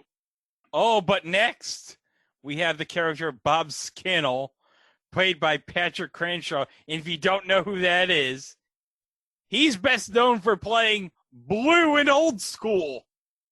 Oh my gosh, it is. Yeah. Oh yeah. When you look at him, it's like, yep, that's him. End of story. Yeah, he was, and he's another person that's been all around. He's done many guest starring roles on TV over the years. Again, also because he's ancient at the time. Not with us any longer. Then 2 more names that I feel we need to cover. Michael D'Angelo, who played an administrator at General, was played by John Chappell. And where might we know him from? Well, one place we'll definitely talk about him at some point is he was Buddy Dornster on future installment, The New WKRP in Cincinnati. But besides that, it seems like he was another one of those people who made guest appearances on a number of TV shows. Looks like really all he did was The New WKRP in Cincinnati and AfterMASH. And then one final name I want to mention, and she played the attractive secretary at General. Ooh, I know who this is. Oh yeah. When you hear the name, you may be like, who? But if you're a good TV viewer, both old and new TV, you'll recognize the name. Wendy Shaw. She of both It's a Living and American Dad. That's the one, yes. Yeah, she's the voice of Francine on American Dad. Oh yeah, that's her, yes. Yep, that's her. Yeah, that's her. That's her. Yeah. And also, as Chica had mentioned, she played Vicki Allen on It's a Living for the first season only, 1980-81. Yeah, back when it was on a network. Anyway, Well, it was on a network, and also I don't think they had Ann Gillian at the time. no. Really? I feel like we should call up Chris Lane and ask him, hey, was Ann Gillian on the first season? No, Ann Gillian was on the first season of It's a Living. Who'd you get replaced by then? Didn't she get replaced by Crystal Bernard? Yes. No. What? No. Yeah, she got replaced by Crystal or Shirley Ralph. Yeah. One of those two. Is it a Shirley Ralph or Crystal Bernard? I definitely agree with those two names. It definitely wasn't Shirley Ralph. It definitely wasn't Crystal Bernard because they didn't appear until the syndicated version, I don't believe. No, they did not. So she may have just left, gotten a better offer, but also it's possible what may have happened is, Wendy might have gotten let go, and then where she actually would have ended up in 81-82 was on Fantasy Island as Julie. Oh, so she was just all over the place. She was all over ABC in the early 80s. So we were talking earlier about what may have happened. Well, first off, Klinger's big thing on MASH was dressing in drag, stuff like that. Yeah. And that's not happening over here. I don't see. I just couldn't see it happening over here. But also, think about any time a show has been extended by creating a spinoff, how long it goes on. And I'm not talking about a spinoff in terms of one character, like let's say Frasier off the Cheers and spinning him off. I'm talking about essentially an extension of the show to try and generate ratings because a character was written off or something happened. What's coming to mind is the Golden Palace. Joey. No, Joey's another one. Also, Archie Bunker's Place. This sort of falls in the same category. Great long TV show. I mean, you still had, 3 of like the 6 or 7 main characters on MASH. But when you look at Archie Bunker's Place, Edith had passed away. I think Edith was as big of a part of All in the Family as Archie Bunker was. And then you had Stephanie had grown up. And then the Stivicks, Mike and Gloria, they had moved out. And now Archie is running his own bar. So they kept the show alive, and with, albeit, just Stephanie and Archie, but it's sort of like the same show, maybe with some different characters at a new hangout. And then obviously you got something similar going on with Golden Palace because you lost B. Arthur. And then they opened up a hotel, and then you add in Cheech Marin and Don Cheadle. It's a valid point. Yeah, you lose a couple of the main characters, bring in some a new setting and new characters. Saved by the Bell, the college years. Future entry, Saved by the Bell, the college years. There's another one.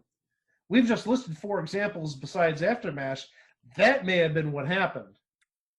It was trying to keep energy in an existing long-running franchise, but you just lose a little bit of the magic when you're missing the key parts. Like I said, Radar O'Reilly and Hawkeye and Hot Lips.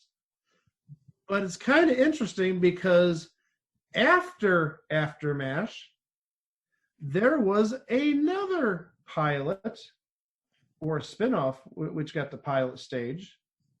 And it was a spinoff for Radar O'Reilly. And this is actually something we just added to our submission list. It was a pilot called Walter, because his name was Walter Radar O'Reilly. Yep.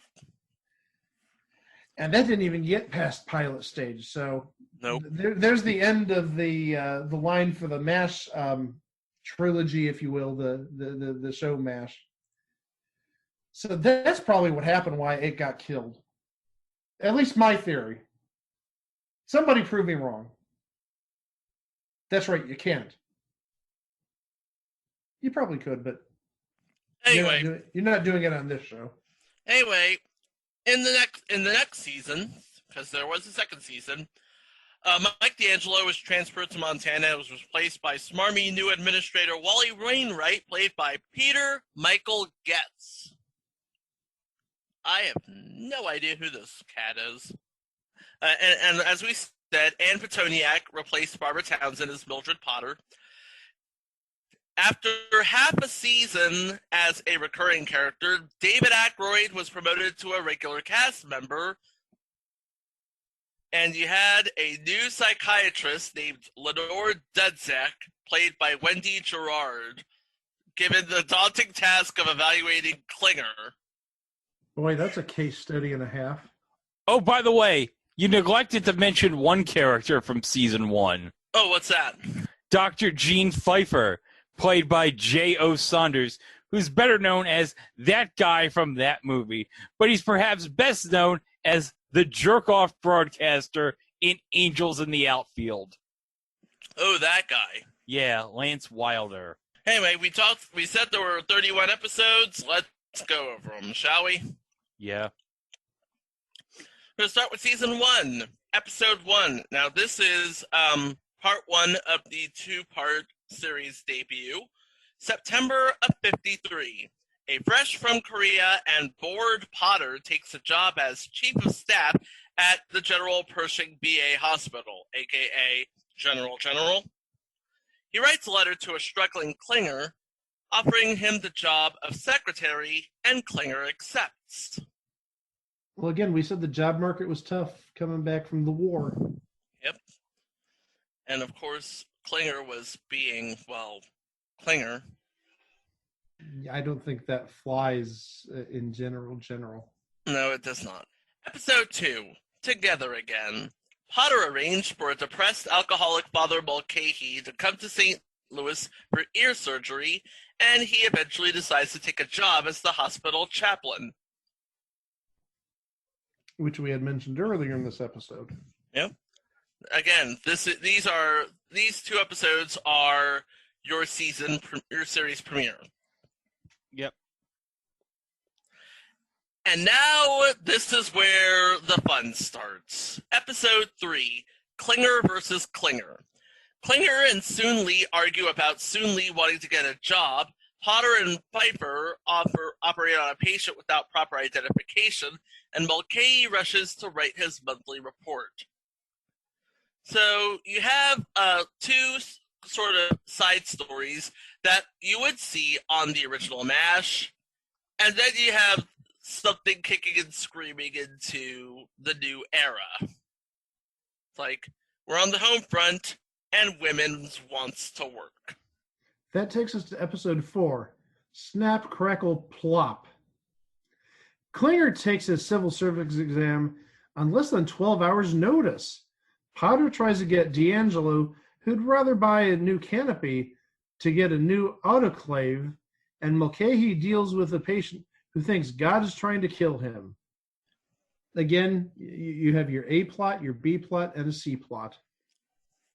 Notice how they all center around the 3 particulars and their expertise. Klinger is, of course, Klinger. Potter is very much in the bureaucracy, and Father Mulcahy's just trying to find God again. Pretty much. Episode 5 is Staph Infection. STAPH. Staph Infection. Potter deals with a dying World War I friend and patient. Klinger tries to get organized, and Mulcahy tries to control a flasher. All while a staph infection grips the hospital, and an inspection is on the way. And again, this follows what Chico just mentioned. You have 3 different plots, one with each character. I'm following a pattern here. We'll see if it continues in episode 6, Night Shift. During the night shift at the hospital, Pfeiffer deals with fatigue and overwork. Mulcahy helps the patient see his son, and Klinger searches for missing mattresses, while Potter tries to get back home to a fancy dinner with his wife. Well, there's 4 plots. Well, one thing I want to note is And they're all equally plausible, by the way. Well, one thing I want to note is there's 2 notable guest stars in this episode. The first is, so we were talking about Match Game Hollywood Squares earlier. This person was on a week of Match Game Hollywood Squares early in the run. Blake Clark. Yeah. Blake Clark of future installment Women in Prison, Blake Clark? Yes.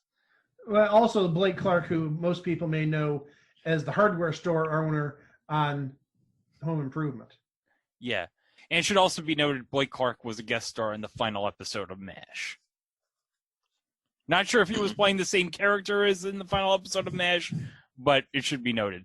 And also, as a guest star in this episode, a notable name, David Graff. Tackleberry? Tackleberry from Police Academy, yes. Also, notable Pyramid alumni, David Graff. He loves playing the Pyramid. Yeah, he was very good on Pyramid, R.I.P. And also, we should add about Blake Clark, just very interesting. He actually served in Vietnam. So you had an actual veteran on MASH, which I think is an interesting little coincidence. And very meta, actually. So he would know about all of the stuff that goes on at a Veterans Administration hospital. Most likely, right. Yes. Yeah, episode 7, Shall We Dance? Alma tries to get From Here to Eternity banned from General General, while Pfeiffer tries to win the affections of Alma's secretary, Bonnie, who only has eyes for Klinger. We are in the Twilight Zone. Somebody has eyes for Max Klinger. Obviously, he wasn't wearing a dress. Obviously. Episode 8, Little Broadcast of 53. During an October week at General General, a new nurse suggests to hospital work and hijinks. Klinger begins to do lunchtime PA broadcasts, and Mulcahy deals with a clingy patient. Another note I want to point out about this episode is, guess who plays a guest star in this episode? As the new nurse? No. As the character Ernie Temple. No idea.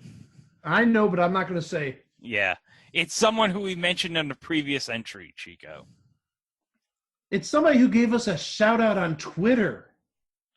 Holy crap, Tim Stack? Yes. Hi, Tim. How you doing? And it should be noted he plays another character in another episode of AfterMASH. In Season 2, he plays a different character named Hurd. Going into episode 9, Sunday Cruddy Sunday. On Visitor's Day at General General, D'Angelo flirts with Mildred Potter's niece, much to Alma's chagrin. A freelance preacher gives false hope to patients, and a healthy man tries to get admitted. Gee, Sunday Cruddy Sunday. Gee, there was a popular song in 1983 from a certain group called U2 called Sunday Bloody Sunday. Mm-hmm. I've heard of it. Man, think about that. Freaking U2 in 1983 inspired a title on the MASH spinoff. That's how long they've been around. They have been around a long while, yes. And how relevant they've been too, absolutely. They've been relevant for all those years. Episode 10, Thanksgiving of 53. It's the first Thanksgiving home since Korea, and the Potters are deluged with guests, including a camera bug Mulcahy, all the Klingers from Toledo, a mooching Pfeiffer, and a lonely D'Angelo, notably Potter's daughter and grandchildren, who are often mentioned in the original series, appear in this episode. Now get ready, folks. Guest starring in this episode, Thanksgiving of 53, playing the character of Bruce Ennis. Guys, it's Jamie Widows! Wait. We've had 2 Jamie Widows mentions in 1 week? You can never have enough Jamie Widows on this podcast. You really can. He may be our second patron saint behind McLean Stevenson. All we have to do is talk about Charles in Charge season 1, and yeah. And just remember, on Magnificent Beard Guy's day he won $30,000, either the first or the second, I think it was his first. It was Jamie Widows' birthday. What a great way to have your birthday. Magnificent Beard Guy winning 30 grand. Love it. Love it. And I will continue to bring up that fact anytime we mention the name Jamie Widows. Jamie Widows. Did you know that No. Episode 11, Fallout. Not the video game Fallout. Potter and Pfeiffer consider leaving the bureaucratic VA hospital, but a patient who contracted leukemia from government atomic testing brings them back. Larry Gelbart was nominated for the Outstanding Directing in a Comedy Series Emmy after directing this episode. Okay, another notable guest star who is in this episode. Okay, playing the character of Joe Warner, William Sadler. Now, William Sadler is best known as Death in Bill and Ted's Bogus Journey and is reprising the role of Death in Bill and Ted Face the Music. Yeah, that's right. Nice. Yeah, that's right, folks. I worked in a plug to Bill and Ted Face the Music, which is probably coming out on demand by the time this episode comes out. And yes, I'm going to gladly pay the $24.99 to see it. Damn right. I've been waiting 30 years for that Bill and Ted third movie, damn it.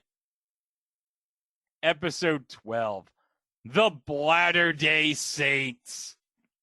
During the annual bladder inspection for local vets, Piper deals with his first death. A patient tries to fake back pain to stay in the hospital, and Klinger begins to feel uncomfortable when he meets a friend from Korea who didn't come back whole.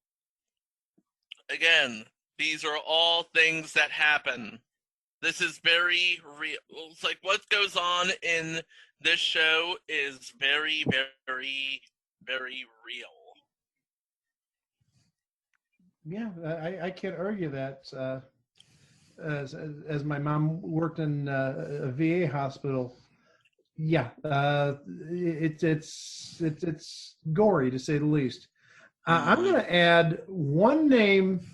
You're not going to recognize the name, I don't think, but when you see the picture, you're going to be like, I know him. Playing Gorsey, he may have even been the person who lost his leg in this episode. He's played by Mickey Jones, and you're saying, well, who's Mickey Jones? Who's Mickey Jones? Look at him. Well, if you look at his picture, he looks somewhat familiar because he played one of Tim Allen's friends on Home Improvement. Oh, Mickey Jones. Yeah, do you see the beard? I mean, the beard gives it away. Now I see it. Now you know who he is, yeah. Mm-hmm. I knew you'd recognize him. Now I do. Okay. Episode 13, all about Christmas Eve. On Christmas Eve, the Klingers announce they're having a baby, and a depressed Alma consoles herself by trying to fire Klinger. It seems like something the Klingers would do, and it also seems like something Alma would do. Episode 14, Chief of Staff. As Klinger plans to prepare a special surprise for Colonel Potter's birthday, Mr. D'Angelo finds out he needs prostate surgery, and a Southern African-American nurse finds it hard to adjust to an integrated hospital. This was episode 14 of the series, AfterMASH, Don't Play. Yeah, I mean, it's very timely when you consider we're talking about 1953 or so, that something like this would come up, given all the racial issues that happened back in the 50s and early 60s. Yeah, a time we don't really want to talk about necessarily, but we shouldn't forget. We don't want to talk about it, but we shouldn't forget it. Yeah. I'm going to add one name that guested on this episode. Playing Gus Bell in this episode was Frank Cady. Again, may not recognize the name, but when you see the face, you know that's Sam Drucker from Green Acres. Oh. It's Mr. Drucker. Mr. Drucker? Yeah.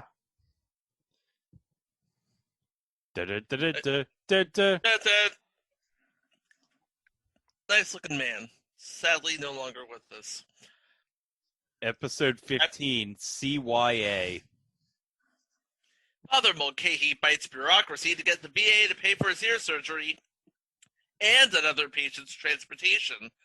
Klinger helps out a paralyzed patient, and the hospital scrambles to find a missing patient. Okay, guest starring in this episode is, you're not going to believe this name, Timothy Busfield. Yes, that's right, the guy from 30-something. Yeah, that'd only be, about 4 years away at this point. Yeah. And about, 5 years before he plays Kevin Costner's jerk-off brother-in-law in Field of Dreams. Episode 6. Oh, God. Here we go. This is when we, as fans, get to mark out here. Episode 16. Yours truly, Max Klinger. Klinger writes Radar a letter about recent events in his life, including Soon Yi being pregnant with his child, his struggle to sell frozen beef to make a little extra money, and a troublesome new surgeon, Dr. Boyer. This episode is the last appearance of J.O. Sanders as Dr. Gene Piper, and the first appearance of David Aykroyd as Dr. Boyer, and features a guest appearance by Gary Berghoff reprising his role as Radar O'Reilly. And it was written by Ken Levine and David Isaacs, who, of course, are gods. Especially Ken Levine. Episode 17, It Had to Be You. Radar takes refuge at the Potters after he discovers his fiancée was unfaithful. Meanwhile, Dr. Boyer finds it hard to approach women at a local bar. He's already fitting in. Yeah. But yeah, these two episodes would basically serve as the fan service episodes, it looks like. Yeah. This episode has Gary Berghoff in it again. So there's the two episodes that Gary was in. Episode 18, Odds and Ends. Klinger resorts to gambling to get money for the coming baby, and Mulcahy helps Scannell write a new will before Scannell goes under the knife. Gambling to get money. This is not going to end well for Klinger. It's for the baby. And writing a new will right before you go under the knife, that's also not going to go well. That's morbid, yeah. Yeah. Episode 19, Another Saturday Night. With the missus out of town for the night, Dr. Potter heads for the local bar for a meal and someone to talk to. Meanwhile, on Potter's advice, D'Angelo begins to socialize with the hospital patients, but causes more harm than help, and Klinger, who, by the way, is directing this episode, tries to keep up with Soon Lee's cravings. Probably why he was relegated to the C plot. Because Jamie Farr was directing. Episode 20, Fever Pitch. A hot day brings a patient who needs his fever cooled. Dr. Boyer wants to use a cooling blanket, but it's not VA approved, so he turns to Klinger to get one. Meanwhile, Father Mulcahy is in search of a new place to stay after life in the rectory turns substandard. Episode 21, By the Book. Mulcahy must stop a man who thinks he is Superman from endangering other patients. Oh, God. Are you kidding me? And now we go into the season finale. Episode 22, Up and Down Payments. Klinger gets arrested for punching a crooked real estate agent. Sudi goes into labor. And this episode is the last appearance of John Chappell as Mark D'Angelo and Barbara Townsend as Mildred Potter. And I guess this would be your cliffhanger since Klinger's wife is in labor. And Klinger is in jail. Oh, no. Uh-oh. Yep. Who'll sign the birth certificate? We'll find out at the beginning of season 2 on September 23rd, 1984 with Les Miserables, or Les Miserables. While Sudi is being rushed to the delivery room, Klinger stands in a jail cell worried about his wife and later conspires with another inmate to make his escape. He needs to, how about finding a dress first? Seems to be good at that. Escaping, you need to escape in a dress. Just saying. Meanwhile, VA Administrator Bert Philbrick, played by Max Wright, Wait, that Max Wright from Elf? Yes, Movie Wright. Tanner. That Max Wright, yeah. And a future entry, Misfits of Science. Nice. He later informs Dr. Potter that Mr. D'Angelo has been replaced. Soon Lee gives birth to her son with Max at her side after he tells everyone he's going to hide out at the hospital. I'm trying to figure that one out, but I think we should never learn to try and figure out Max Klinger. But that's another story for another character. Episode 24, Calling Dr. Habibi. Wally Wainwright arrives and immediately runs into Klinger, who is still on the run from the law. After introducing himself as Dr. Habibi, Klinger is asked to show Mr. Wainwright around. Meanwhile, Alma is demoted to Potter's clerk, and Boyer tries to prove himself to Wainwright despite his prosthetic leg. Episode 25, Strangers and Other Lovers. Potter tries to deal with the overbearing Alma Cox. Boyer beds the wife of a patient, and Klinger is finally arrested. Now, you see, I wonder if that might be the reason why maybe this show got canceled not too long after this. Just Klinger as a fugitive, I don't see that being a plot line that viewers or fans would want to remember. Besides that, also, I'm sure the ratings were not that good, but I don't know. I just don't see Klinger being on the lam as a ratings grabber. And for 5 episodes? Yeah. Yeah. It didn't help matters in season 2 that it was airing at Tuesdays at 8 opposite the A-Team. That'll kill it. Yeah. Episode 26, Trials. Klinger's trial finally takes place, with the result of Klinger being found not guilty by reason of insanity. Klinger is also ordered to undergo a psychiatric evaluation at General. Meanwhile, at the hospital, Dr. Boyer into performing a difficult operation. Edward Winter reprises his MASH role as Colonel Flagg to testify against Klinger. And we should note, again, another person whose name you may not recognize, but playing the judge on this episode is Pat Corley, who you may know better as Phil on Murphy Brown. So Phil, the bartender, was the judge in this courtroom. Yep. Episode 27, Madness to His Method. Dr. Potter writes to Dr. Sidney Freeman about recent events at the hospital. Dr. Potter loves to write, it seems, including news of the hospital's brand new psychiatrist, Dr. Lenore Dudzik, who has arrived to perform Klinger's psychological evaluation. Meanwhile, Boyer flirts with Dudzik, Potter tries to connect with the silent patient, and Wainwright decides to serve deluxe meals in the cafeteria to prevent malcontent from the patients. So yeah, there's that. Episode 28, The Recovery Room. The Klinger baby causes friction between Mr. and Mrs. Potter while Klinger tries to get mental disability from the VA and Desick tries to convince Boyer to attend group therapy. Meanwhile, Dr. Andy Caldwell arrives at the hospital for an internship. And this is where we see the second appearance of Timothy Stack. Mm-hmm.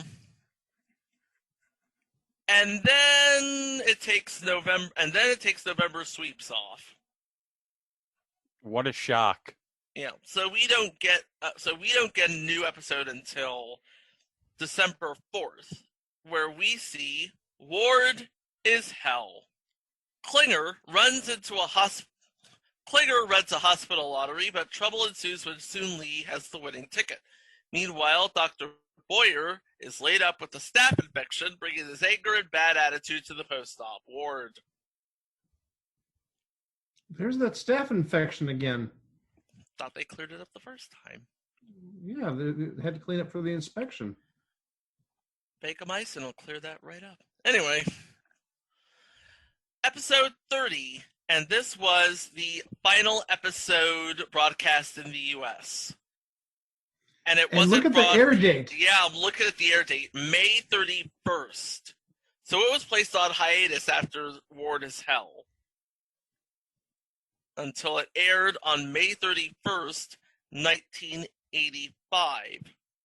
Attempts at weekend's romances are interrupted when the Potter's car breaks down and Wainwright revokes passes for the psychiatric ward. Elsewhere, the Klinger baby is christened and named.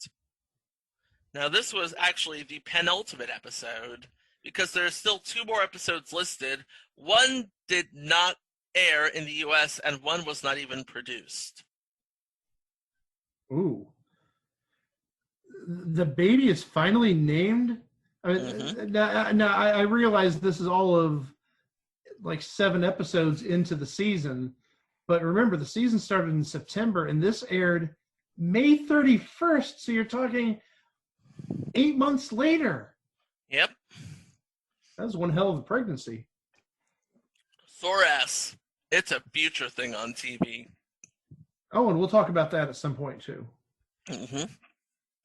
And the final episode to be produced was Wet Feet. A Missouri thunderstorm leads Alma to practice her role as the hospital civil defense officer, the doctors to take refuge at a supply room poker game, and a mental patient to lock himself in the hospital fallout shelter after mistaking the storm for a nuclear attack. And it should be noted, according to Wikipedia, the episode Wet Feet was set to air at 8 p.m. on May 31st, 1985, immediately before the airing of Saturday's Heroes. However, CBS instead showed a CBS News special called Tax Reform Other Views in that time slot, as announced on the CBS Evening News that day. Saturday's Heroes was actually originally scheduled to air on December 11th, 1984, according to TV Guide. However, CBS preempted AfterMASH for its annual presentation of Frosty the Snowman. Hey, tax reform was big in 1985. Reaganomics. Yeah, and you can't go wrong with a bit of Frosty. And the script for the episode that was not produced, All Day, All Night, Mary Ann, was written. But obviously, they'd probably already canceled the show at that point. Mm-hmm. Oh, yeah. I mean, when the show was gone from pretty much Christmas time or December until May, and it didn't even appear in November sweeps, yeah, you're probably not going to be renewed. No, you're not getting that 3rd season. Nope. No, in fact, not at all. In fact, in 1999, Time magazine listed the show as one of the 100 worst ideas of the century, and in 2002, TV Guide listed it as the 7th worst TV show ever. Really? Oh, so we actually covered 2 of the 50 worst TV shows ever, according to TV Guide, this week. That's pretty remarkable. But really, this is number 7? Yep. Well, again, remember, like I said earlier, it's such a different show compared to the original MASH. I gave the reasons, the comparisons to Golden Girls and Golden Palace. and All in the Family and Archer Bunker's Place. Wait, I wouldn't be surprised if that's the same thing going on. Okay, but here's the thing. It's called AfterMASH. What do you expect? A decent show? I can't answer. But that. I mean, it's not like they're going to be in Korea. No, you're right about that. Well, guys, I think it's time to wrap this up, and there's only one way we can do that. Let me get. TV Price is Right. Oh shit! Oh, so play the music.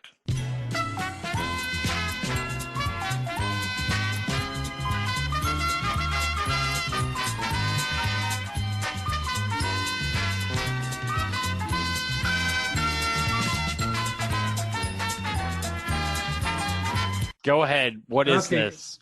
What is this? It's an AfterMASH script. Oh, Ooh. It's for the episode By the Book. It is signed by Wayne Morton. It looks pretty bleh in terms of scripts. It has the date January 10th of 1984 on it. And it looks like just any other script. I mean, it's not like a fancy cover or anything. It just has your usual like brass rivets in there. Condition looks okay. I mean, for being 36 years old, it's passable. So we're going to start this time. I'm going to start with Greg because I think I started with Chico last time. We'll do whole dollars. No dollars and cents. whole dollars. Whole dollars. And this is a buy it now for what it's worth. $49. You say that inquisitively. $49? Okay, we'll take that. $49. $49. Okay. Chico. $69. Chico, you almost got for a perfect bid because I thought you were going to stop at 60. It's $60. Oh, So if you want your own piece of AfterMASH history, $60.